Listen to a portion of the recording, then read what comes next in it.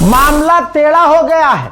Nuclear programme treaty से बाहर निकलने की बात कल तक ईरान की आवाम कर रही थी, आज ईरान की संसद इस पर बात कर रही है, क्योंकि आवाम की तो सुनेगी। अच्छा, न्यूक्लियर प्रोग्राम ट्रीटी क्या होता है? ये एक ऐसा एग्रीमेंट होता है जिसके अंदर लगभग दुनिया के तमाम वो देश हैं शामिल जो परमाणु बना चुके हैं, जिनके पास परमाणु है। तो न्यूक्लियर प्रोग्राम ट्रीटी के अंदर कई सारे एग्रीमेंट हैं कि परमाणु का इस्तेमाल नहीं करेंगे, जितना परमाणु बनाएंगे, डेवलपमेंट करेंगे, उतनी जानकारी शेयर करेंगे, परमाणु उनके पास कितने हैं, आगे वो कितने बना रहे हैं, परमाणु कौन कौन से हैं उनके पास, मतलब जो भी परमाणु से रिलेटेड जानकारी होगी सब वो उस एनपीटी के अंतर्गत सबसे शेयर करेंगे। इस्तेमाल नहीं करेंगे, पहले हमला नहीं करेंगे, मतलब दसियों तरह के उसमें रूल्स हैं, जिसमें समझ लीजिए कि जिसके पास परमाणु होता है ना, उसके हाथ पैर बन जाते हैं। ईरान उस एनपीटी में शामिल था, लेकिन न उसके पास न्यूक्लियर था, न वो न्यूक्लियर बना रहा था, और वो एनपीटी में शामिल भी था ताकि दुनिया को डर ना हो। उससे कहा गया था एनपीटी में शामिल हो कि तुम परमाणु नहीं बनाओगे। इसके बावजूद ईरान के ऊपर हमला हो गया, ईरान पर परमाणु बनाने का दावा करके उसको हिला दिया गया, जख्म पर जख्म दिए गए।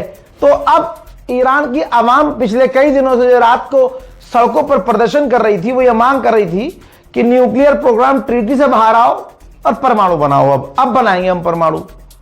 जिसके बाद अब ईरान की पार्लियामेंट सोच रही है कि एनपीटी से बाहर आ जाए। अच्छा, इजराइल का हरामीपन देखिए। कुवैत की वाटर सप्लाई चेन पर जो वाटर प्लांट है वहां हमला हुआ। हम सबको लगा कि ईरान ने किया, लेकिन ईरान ने ऐलान किया कि वो हमला हमने किया ही नहीं, वो हमला इजराइल ने किया है ताकि हम आपस में लड़ सके। दूसरी तरफ ईरान ने जो कहा था वो तो किया है। गल्फ में एल्यूमिनियम साइट पर हमला हुआ है, जहां एल्यूमिनियम बन रहा था, उन फैक्ट्रीज के पास हमला हुआ है, जिसकी वजह से पूरी दुनिया में एल्यूमिनियम के प्राइस खासकर गल्फ में बहुत ज्यादा बढ़ गए हैं। हजरात, वहीं डोनाल्ड ट्रंप के खिलाफ अमेरिका में खतरनाक प्रदर्शन हो रहे हैं, और वहां प्रदर्शन में लोग मांग कर रहे हैं नो किंग। हमें ये तानाशाही बादशाहत नहीं चाहिए, हमें बादशाह नहीं चाहिए, तुम किंग नहीं हो। पूरे अमेरिका में हर स्टेट में डोनाल्ड ट्रंप के खिलाफ प्रदर्शन हो रहा है। अब जो ईरान ने नई मिसाइल दोबारा दागी थी, उसके ऊपर लिखा है नो किंग, यानी अमेरिका के प्रदर्शन को खुलकर ईरान सपोर्ट कर रहा है। वहीं एक ड्रोन उन्होंने लॉन्च किया, उस ड्रोन के आगे E3 उनका जासूसी जहाज, उसके अलावा एक पैट्रियट एयर डिफेंस सिस्टम, उनका एक पैट्रियट और एक थार्ड का रडार, यानी पूरा उन्होंने स्टिकर चिपका रखा था और पैगाम दिया था कि हमने ये चीजें तबाह की हैं इसी ड्रोन से। गुलाबी सुअर ने ट्वीट किया और कहा कि आज का दिन बहुत बड़ा है, हमने ईरान में कई सारे टारगेट को तबाह किया है। गुलाबी सुअर की बातें अब लोगों को हंसा रही है कि साला ये पागल है क्या। अब ये कहता है पब्लिक के सामने आके कि ईरान ने 20 जहाज जाने दिए हैं, वो जो पाकिस्तान को दिए, तो कहता है कि बड़ी इज्जत दिखाई है उसने हमारे लिए। इसमें ईरान ने अमेरिका को क्या इज्जत दिखाई? जब मैं दे रहा हूं पाकिस्तान को जहाज, पाकिस्तान के जहाजों को अप्रूवल दे रहा हूं, तो इसमें भाई इसमें अमेरिका को कैसे इज्जत मिल रही है? बहरहाल गुलाबी सुअर को कौन समझाए। फिर कहता है मुझे लगता है डील हो जाएगी, उन्होंने इज्जत दिखाई है, बड़ी इज्जत दी है, ये बहुत बड़ी बात है, और मुझे लगता है डील हो जाना चाहिए, डील आराम से हो जाएगी, और मैंने रिजीम चेंज कर दी है। जी हाँ, साले ने रिजीम चेंज कर दी। अभी तक कह रहा था रिजीम चेंज करना जरूरी नहीं है, हो गया जो हो गया, रिजीम हम चेंज नहीं कर पाए, टारगेट अचीव नहीं कर पाए। अब कह रहा है रिजीम हम मैंने चेंज कर दिए, सारे लोग बदल चुके हैं, सारे लोग नए हैं।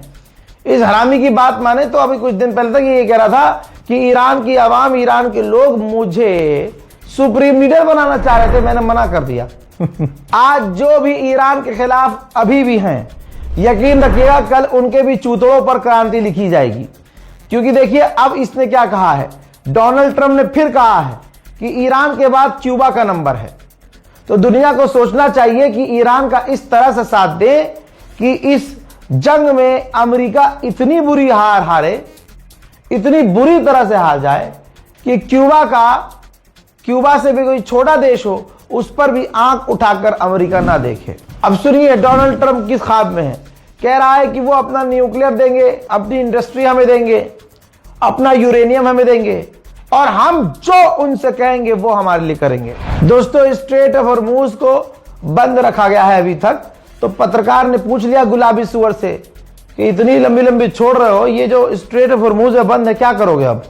तो उसने कहा कि मैं चाहूं तो 2 मिनट में खोल सकता हूं।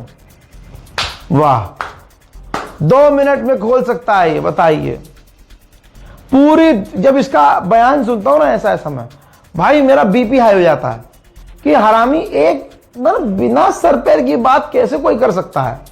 वहां पिट रहा है स्ट्रेट ऑफ, पत्रकार ने कहा कि ईरान पूरी तरह से स्ट्रेट ऑफ हॉर्मूज को कंट्रोल कर रहा है, जो जहाज वहां से गुजर रहे हैं उनसे पैसा ले रहा है।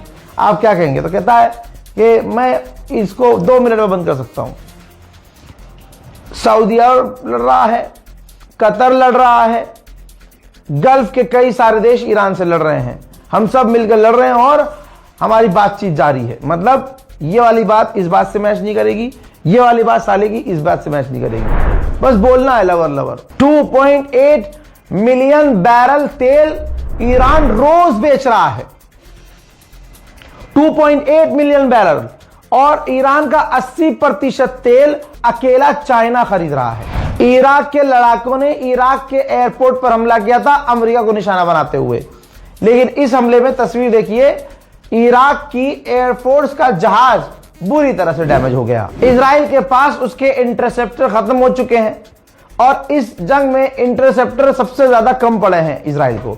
उसका ख्वाब था कि इतनी मिसाइलें ईरान मार नहीं सकता, लेकिन ईरान ने वो ख्वाब सच करके दिखा दिया उनका कि बेटा तुम सोचते हो हम अपनी 40 साल की ताकत दिखाते हैं, जो हमने 40 साल तैयारी की है।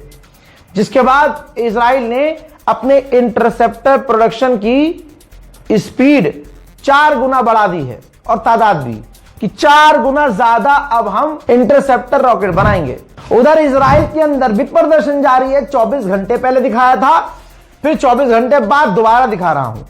भाई बजट को लेकर, महंगाई को लेकर और ये जो जबरदस्ती नेतन्याहू ने जंग शुरू की है, इसके खिलाफ इजराइल के अंदर जबरदस्त यहूदी प्रदर्शन कर रहे हैं।